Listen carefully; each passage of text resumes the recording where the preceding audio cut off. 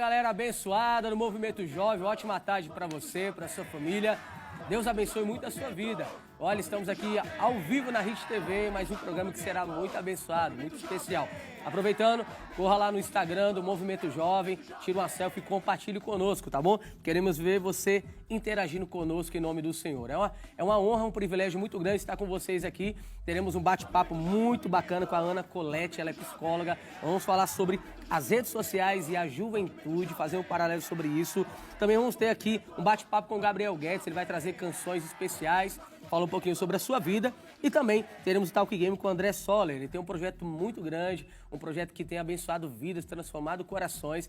E eu quero que você participe até o fim, tá bom? Então, fique bem acomodado aí no seu sofá, na sua casa, com a sua família, porque o Movimento Jovem só está iniciando em nome do Senhor, tá bom? Então, já sem delongas, quero chamar a nossa convidada aqui especial, Ana. Seja bem-vinda, boa tarde, tudo bem? Obrigada, pastor, tudo. Que honra, privilégio de poder recebê-la aqui na nossa programação.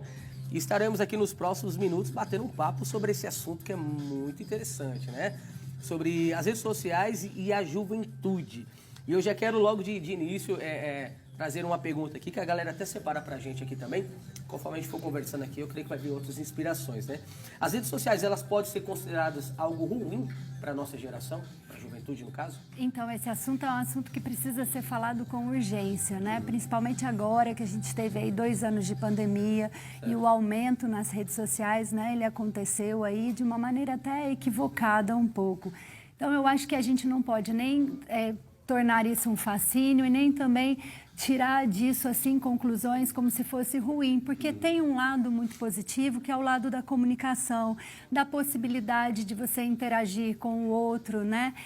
Não necessariamente pela via física, só que isso pode ser um problema justamente por afetar a interação social. Ou seja, quando a gente está em contato nas redes sociais, né, se você estiver dialogando com alguém, você perde a oportunidade, por exemplo, de ver as emoções daquela pessoa, de sentir aquela pessoa, por exemplo, a face dela, né? Sim. Então, você vai ver apenas por uma perspectiva, a perspectiva que ela imprimir para você.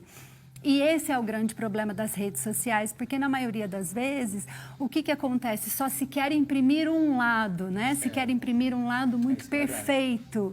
Então, a gente acaba criando acaba aí... sendo fake news.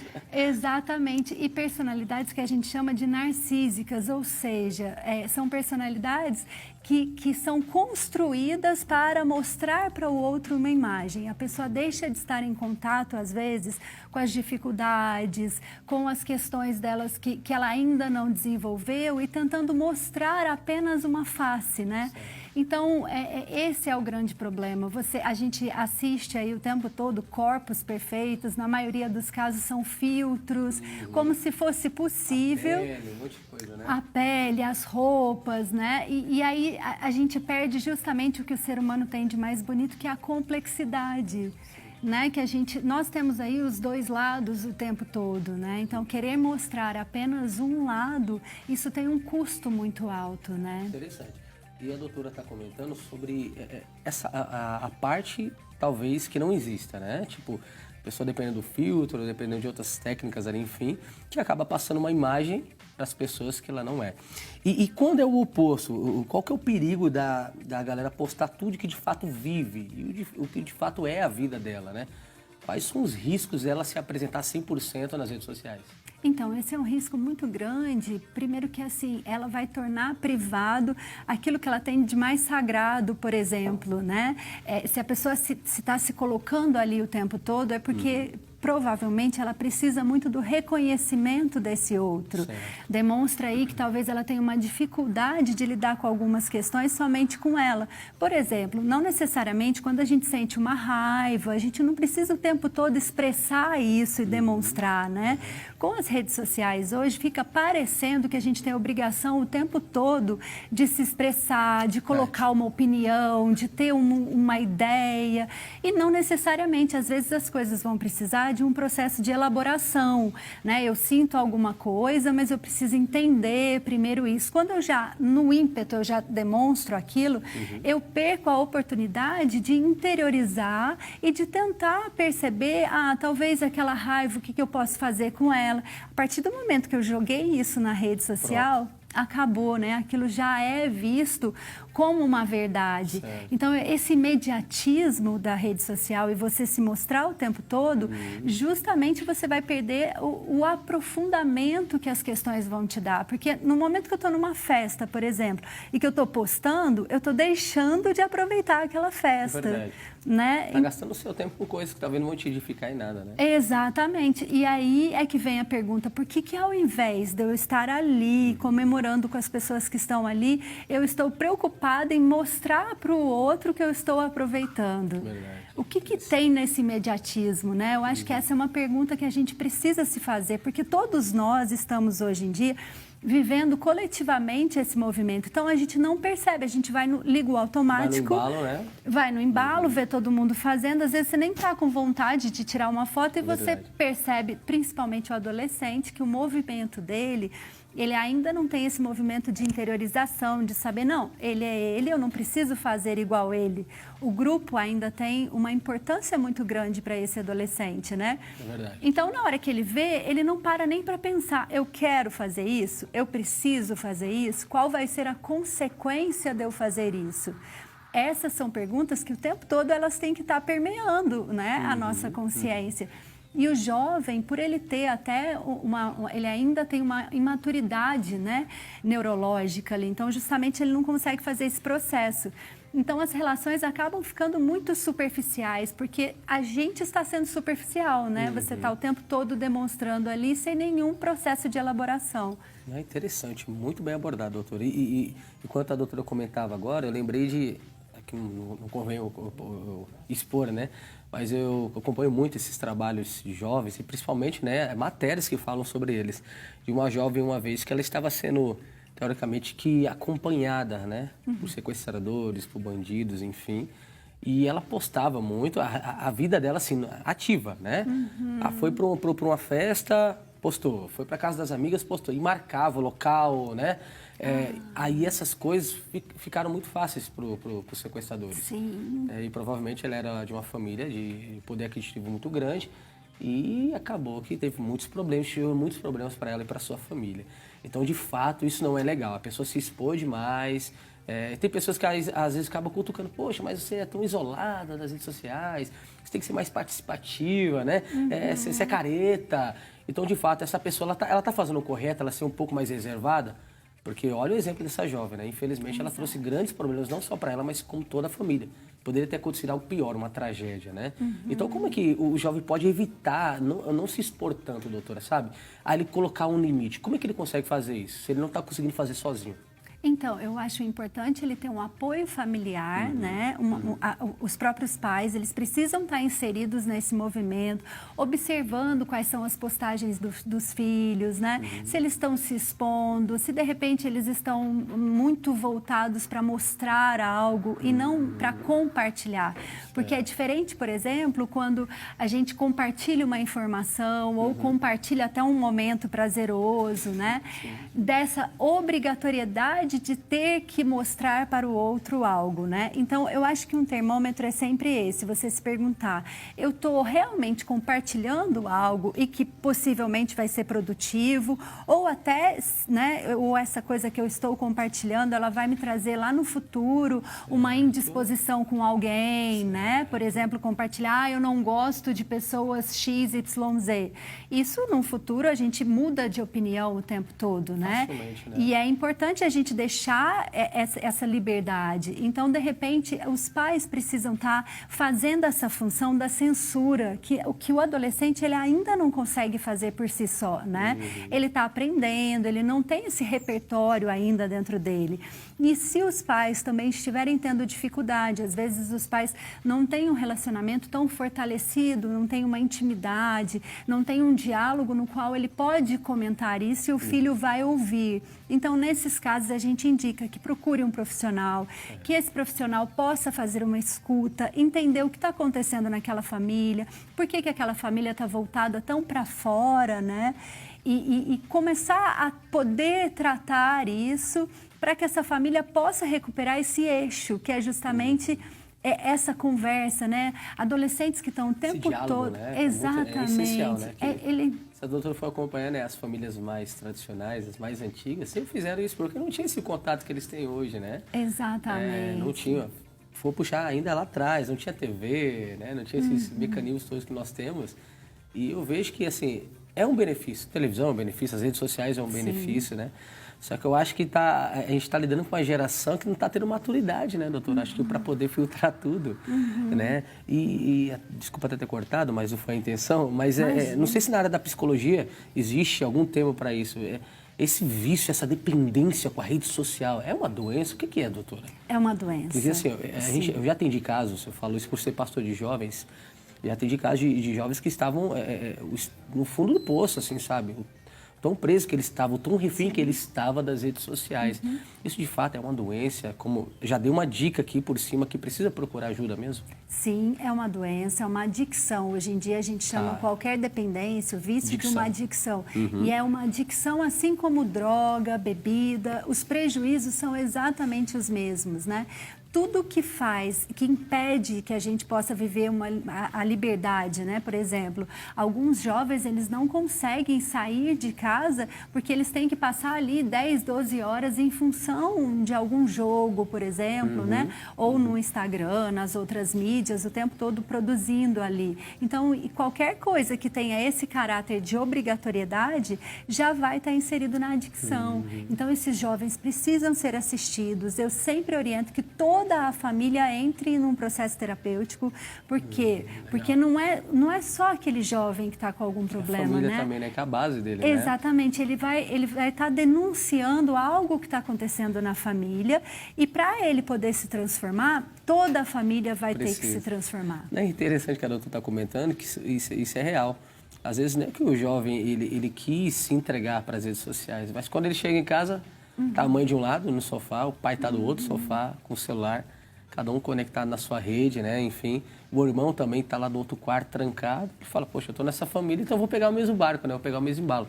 Ou seja, porque ele não tem uma estrutura, ele tem uma maturidade ainda para poder discernir o que é certo, o que é errado, e ele acha que aquilo ali é normal.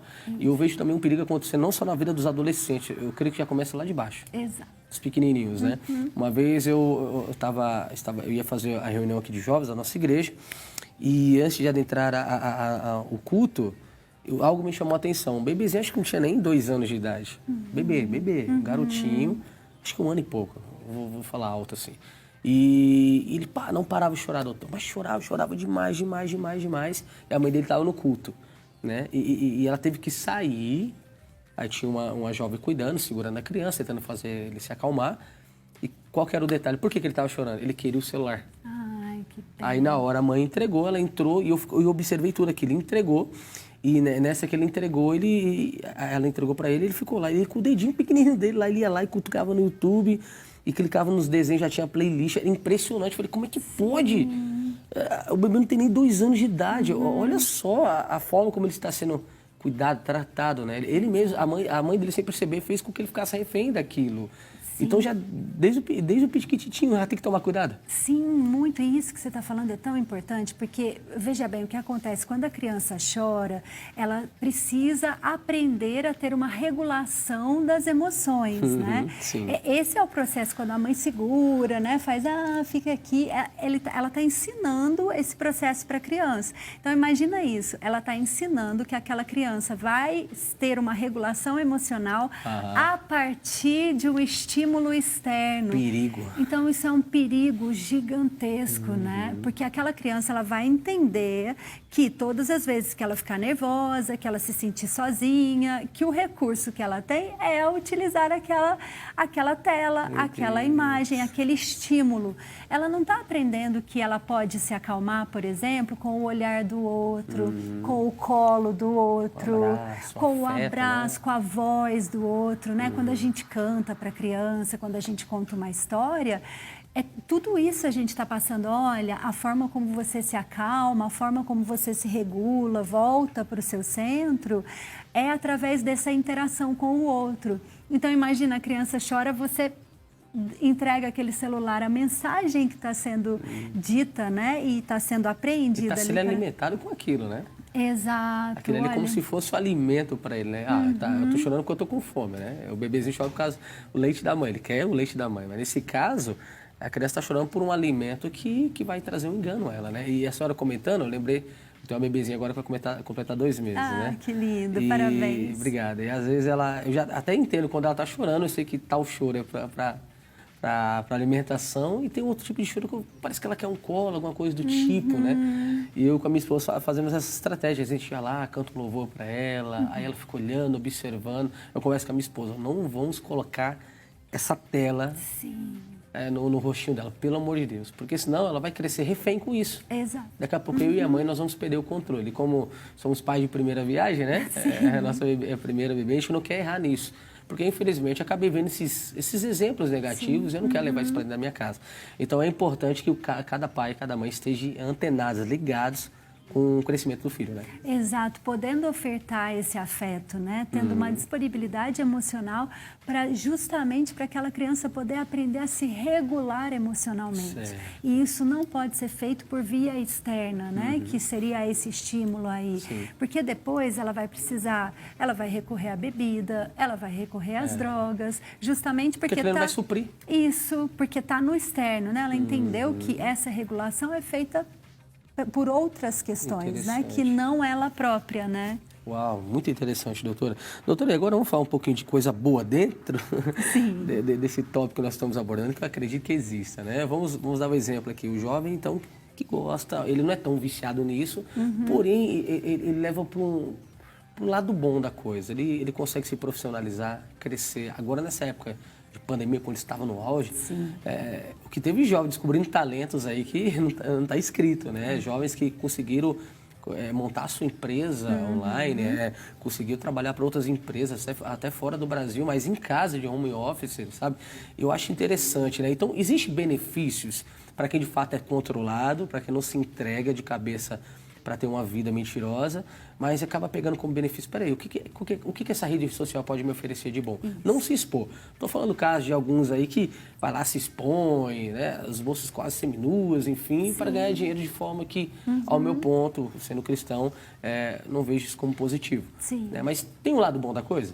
Tem um lado bom, sim, né? A possibilidade, por exemplo, de se comunicar em várias línguas, com várias pessoas diferentes, ter acesso, por exemplo, a professores que talvez uma criança que esteja longe dos grandes centros, talvez ela nunca teria essa oportunidade. Então, ela vai se desenvolver culturalmente, a pessoa pode entrar na internet para assistir os museus, para ver as coisas, as telas, para participar. Então, é isso que a gente estava falando no início, né? A gente não pode ir para um extremo do fascínio, de dizer que ela é perfeita, que é maravilhosa, e nem ir para o outro extremo, que é horrível, que o jovem deve se manter distante, porque tem muitos benefícios, né? Tudo aquilo que puder agregar, tirar aquela pessoa, né, dessa visão muito centralizada no que ela conhece, e puder trazer para ela aí possibilidades de crescimento, vai ser excelente, porque ela não vai precisar se deslocar para fazer isso, né? Eu acho que um grande termômetro é a gente perceber se ela está utilizando isso como uma ferramenta, é o tempo que ela passa, né? Por exemplo, esse tempo é muito importante. E se ela tem toda uma outra vida acontecendo fora daquilo.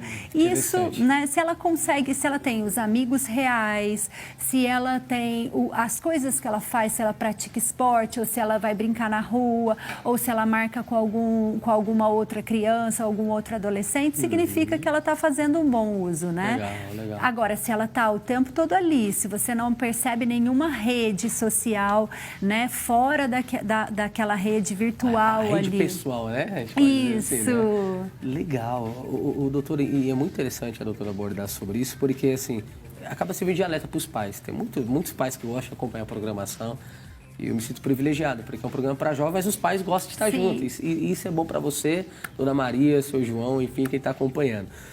Mas no caso dos pais, o pai que não está conseguindo ajudar o seu filho, ele perdeu o controle. Lá atrás, ele não teve esse acompanhamento, né? Enfim, não cuidou, e o pai perdeu o controle, e isso está afetando até a saúde emocional dos pais. A doutora, como psicóloga, recomenda que, de fato, procure um especialista e como ele iniciar a conversa, que talvez ele vai chegar na doutora e vai ficar travado. Ele vai ficar tão envergonhado porque ele não cuidou do filho dele, e hoje, infelizmente, o filho dele está se expondo, a filha, enfim, e não consegue nem abrir o coração para você no dia do atendimento. Sim. Né? Então, quais os primeiros passos que esses pais precisam dar para que eles, de fato, possam, pelo menos, iniciar o processo de transformação dentro da casa dele? É que eu me lembro que a doutora citou aqui agora há pouco também que às vezes o problema não está só no filho, está no pai e na mãe, né? Eu vou pegar uma frase sua para iniciar essa resposta, né? Eu achei tão bonito quando você disse, eu sou pai de primeira viagem. Então, já se subentende que talvez algumas coisas você vai levar um tempo para aprender, né? Então, acho que todos os pais, todas as mães, a gente tem que ter consciência que a gente vem de sistemas familiares, que esses sistemas familiares foram corrompidos, a gente ainda não aprendeu a amar plenamente, né? Então, a gente não tem pais perfeitos. Todos nós vamos errar ou em um futuro a gente poderá pensar, talvez se eu tivesse feito isso diferente. A gente ter essa humildade de saber, de reconhecer, de deixar esse espaço como pais dentro de nós, dizendo, eu não vou saber fazer tudo. Eu tenho um inconsciente que pulsa dentro de mim, com as questões da minha família, que eles também não souberam fazer tudo. Então, quando essa pessoa chegar, por exemplo, num profissional, se ela chegar com esse coração disponível, sem se cobrar essa perfeição, ela vai poder promover essa transformação para o filho, né? O mais importante é isso, é a gente estar em movimento. Se a gente fez alguma coisa lá atrás que não foi tão ideal, assim, sim. Né? A gente ainda tem tempo de se transformar, só que a gente precisa ter esse espaço interno no qual nós não vamos ser perfeitos, né? Cada geração que passa, a gente vê aí as pessoas melhorando. Hoje em dia, né, a gente tem, por exemplo, as crianças, eu acho tão bonita a educação ambiental que elas têm, né? Legal. Coisa que na minha geração, por exemplo, a gente não tinha a menor consciência. Nem na minha teve. Então, como pais, a gente tem que saber que essa melhora vai acontecendo ao longo das gerações, né? E possibilitar esse espaço interno do erro e da transformação. Muito bom. Olha, achei muito interessante a senhora abordando isso. E você, pai, você, mãe, que está acompanhando, eu creio que é de suma importância você prestar atenção em cada detalhe. Depois você pode voltar lá no YouTube, tem toda a matéria lá na íntegra. Porque, assim, se você não está conseguindo dar os seus primeiros passos, né, tem uma profissional aqui te impulsionando, te dando as primeiras dicas para você pelo menos abrir o coração, sabe? E reconhecer que de fato você precisa de ajuda. Porque chegou um momento tão delicado, né, doutora, sim, que estamos vendo assim uma grande geração de forma positiva se posicionando de forma correta, sabe? Assim, bonito. Você vê o jovem se posicionando, sabe? Expondo a sua visão, sem machucar ninguém. Mas o que me preocupa também é está se levantando uma geração, por causa dessa geração de internet, que não tem uma opinião própria. Sim. Sabe? Não foi você que escavou, eu tenho um fundamento, você não estudou para aquilo, sabe? Hoje você não vê um jovem mais andando com o livro na mão. Eu até puxo um pouco a orelhinha dos jovens na igreja e falo assim, você trouxe sua Bíblia? Ah, não, pastor, está aqui no notebook, no laptop, no celular. Não, gente. Tem o prazer de andar com um livro mesmo na sua mão, sabe? Você anota, é bacana. Né? Você grifar. No caso da gente, né, usa a Bíblia, né? Aí você parece, poxa, você está com a Bíblia velha. Não, essa Bíblia que eu tenho tantos anos, eu tenho umas anotações aqui muito profundas. Um livro, no caso, né? Então, eu estou muito preocupado com isso. Não sei se também é a mesma visão da doutora, né? Como, de fato, qual é a principal dica que a senhora poderia dar para essa geração, né? Que está meio que se perdendo aí o caminho, né? Está indo para um caminho tortuoso que talvez não vai ter mais volta.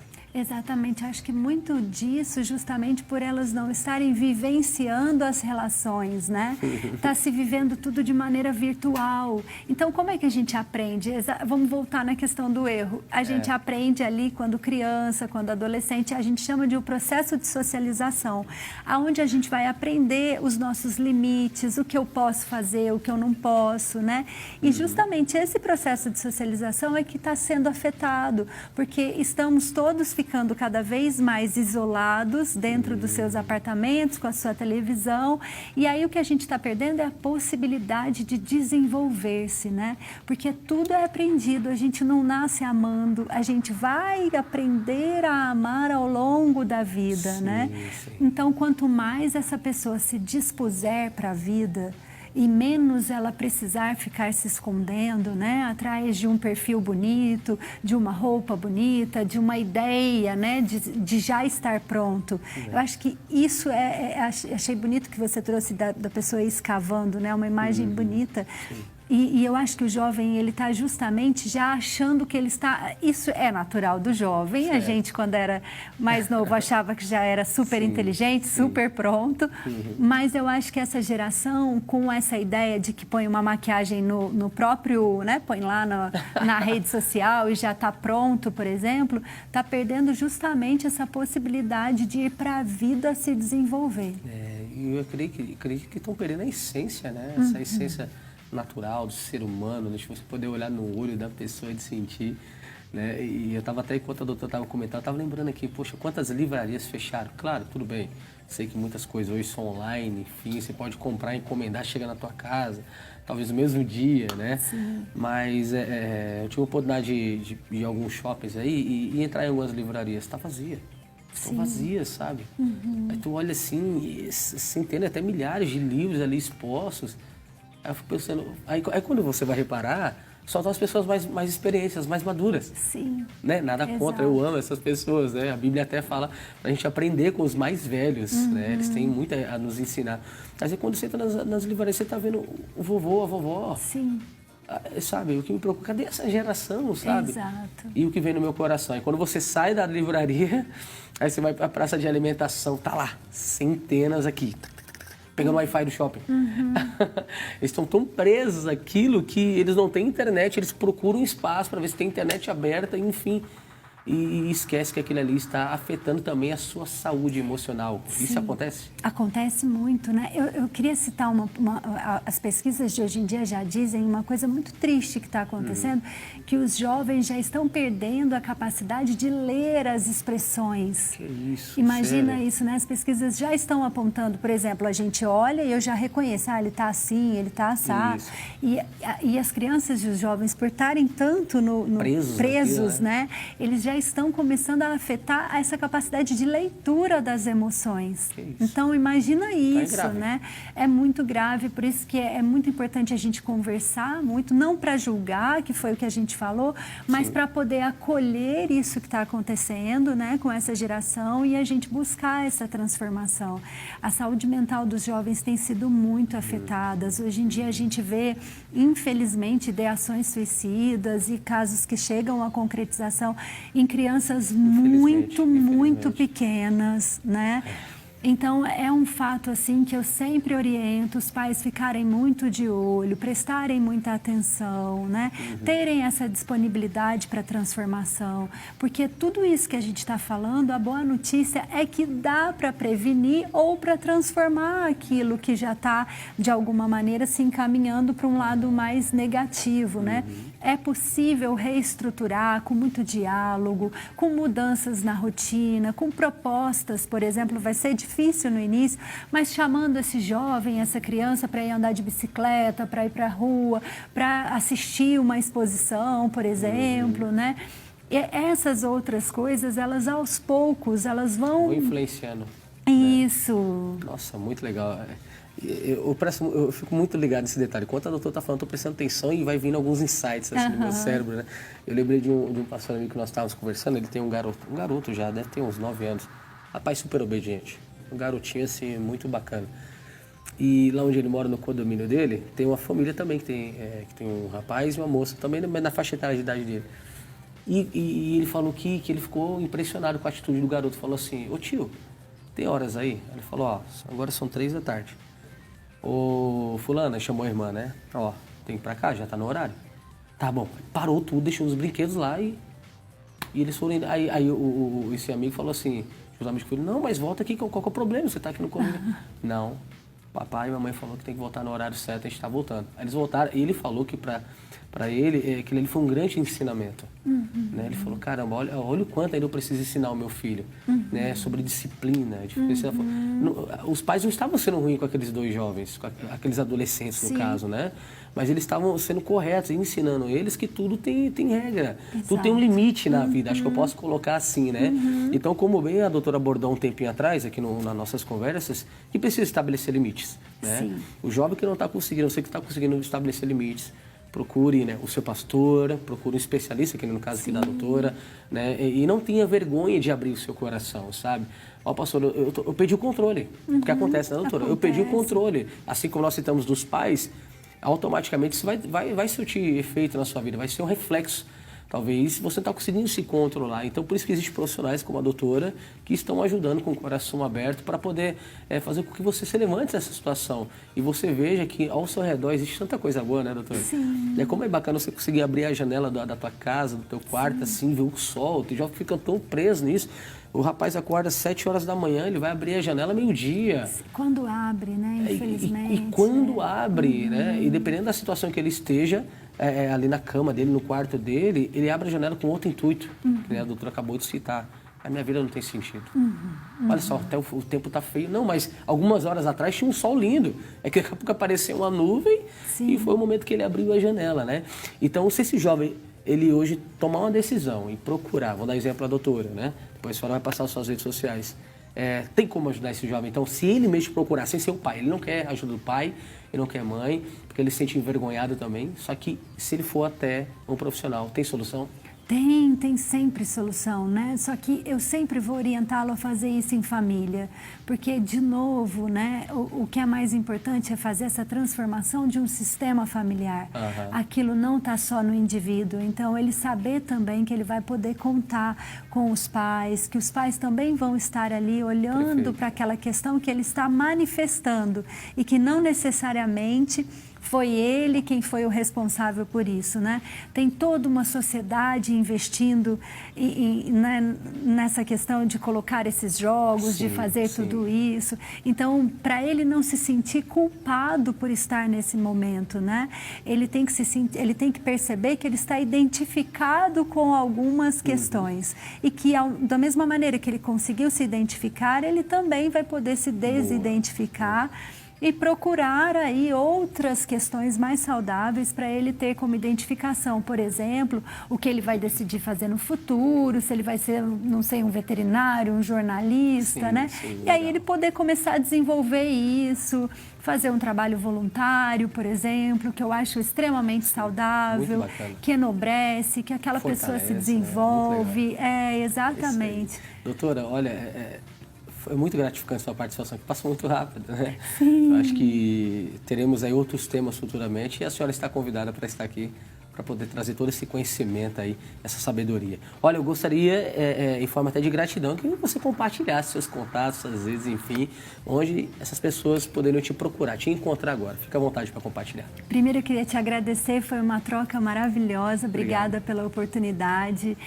A minha rede social é o Ana Colete Chalfun, então eu estou no Instagram e no Facebook, estou super disponível para quem quiser conversar, mandar uma mensagem, né, falar alguma coisa, vou estar ali ouvindo e podendo ajudar, vai ser um prazer. Maravilha. Repete mais uma vez para ficar bem claro, para ninguém ter dúvida. Ana Colete Chalfun. Maravilha. Doutora, muito obrigada, até a próxima, sucesso. E se prepare, tem muito trabalho pela frente, essa geração está precisando. Pessoal, olha, uma rápida pausa, dá aquela refrescada, toma o seu copo com água, tá bom? Deixa o celular um pouquinho de canto aí, daqui a pouco a gente vai ter Gabriel Guedes no Movimento Jovem. Até daqui a pouco, valeu.